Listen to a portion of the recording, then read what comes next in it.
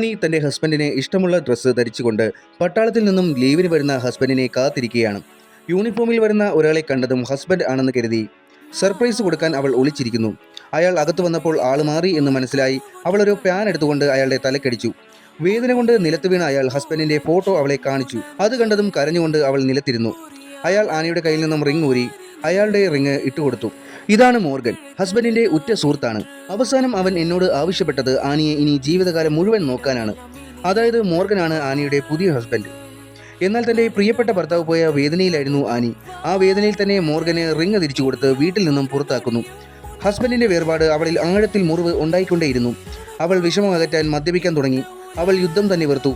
ഒരു ദിവസം അവൾ ആത്മഹത്യക്ക് ശ്രമിച്ചു. ഭാഗ്യം കൊണ്ട് മോർഗൻ പുറത്തുണ്ടായിരുന്നു. അവൾ വീഴുന്ന ശബ്ദം കേട്ട് മോർഗൻ അകത്ത് കയറി അവളെ രക്ഷിച്ചു. അവളെ ബാത്റൂമിലേക്ക് കൊണ്ടുപോയി ഷവർ ഓൺ ചെയ്തു. വെള്ളം തലയിൽ വീണതും അവൾക്ക് ബോധം വന്നു. ആ സമയത്തൊക്കെ അവൾ ആലോചിച്ചത് മോർഗനെ എത്രയൊക്കെ രീതിയിൽ അപമാനിച്ചു എന്നതാണ്. എന്നിട്ടും സുഹൃത്തിന് കൊടുത്ത വാക്കിന് വേണ്ടി അവൻ അവളെ പ്രൊട്ടക്ട് ചെയ്തു. ബാത്റൂമിൽ നിന്ന് അവൾ പുറത്തിറങ്ങുമ്പോൾ മോർഗൻ ഹസ്ബൻഡിന്റെ ഡ്രസ്സ് ധരിച്ചിരിക്കുന്നു. ആനി പഴയ ഓർമ്മകൾ ഓർത്തുകൊണ്ട് മോർഗന്റെ തോളിൽ ചാരി പറഞ്ഞു. അവസാനം ഗുഡ് ബൈ പറയുമ്പോൾ അവന് നൽകിയ ഉമ്മ മാത്രമാണ് എനിക്ക് ഓർമ്മ വരുന്നത്.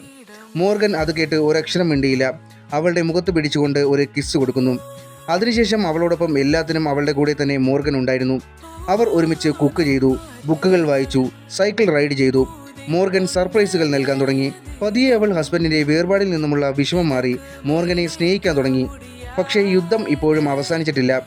അങ്ങനെ ഒരു ദിവസം ആഘോഷത്തിനിടയിൽ മോർഗൻ വന്ന് തിരിച്ച് തനിക്ക് ജോലിക്ക് കയറാൻ ഉത്തരവ് വന്നിട്ടുണ്ടെന്ന് ആനിയോട് പറയുന്നു. അത് കേട്ടതും അവൾ വളരെ ടെൻസ്ഡായി.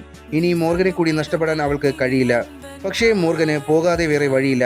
ഗുഡ് ബൈ പറഞ്ഞ് ഒരു കിസ്സും അടിച്ച് മോർഗൻ യാത്രയായി. യുദ്ധം കഴിഞ്ഞ് തിരിച്ചെത്തുന്ന മോർഗനെ ആനി കാത്തിരിക്കുന്നു.